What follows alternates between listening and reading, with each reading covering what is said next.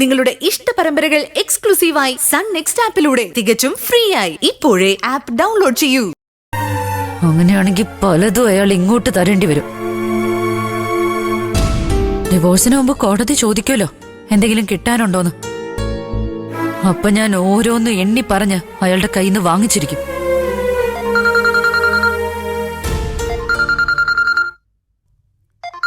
ഇതവൻ തന്നെയാണല്ലോ, വിനയൻ.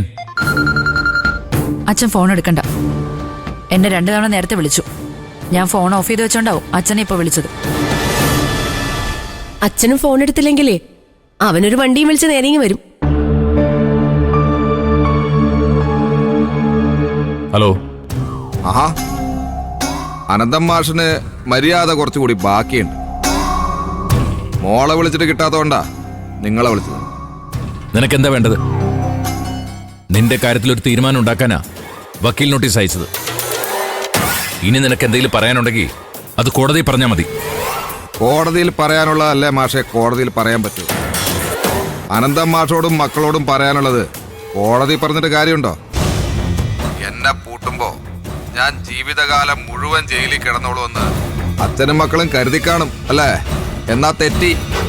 ഞാൻ മാത്രമല്ല, താമസിയാതെ അവന്മാരും ഇറങ്ങും. ആസിഫും ജീവൻ രാജും.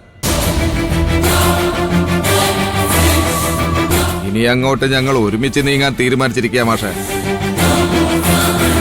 നീ എന്തടാ എന്നെ പേടിപ്പിക്കണം? 3 തെണ്ടികൾ ഒരുമിച്ച് വന്നാ ഒലിച്ചു പോകുന്ന കുടുംബമൊന്നും അല്ല അനന്തം മാഷിന്റേത്. തെരുവ് പട്ടികൾക്കും നമ്മുടെ നാട്ടിൽ ജീവിക്കാൻ അവകാശം കൊടുത്തിട്ടുണ്ട്. പക്ഷെ അവരെ ആക്രമണകാരികളായ തല്ലിക്കൊല്ലുന്നതാ നമ്മുടെ നാട്ടിലെ രീതി.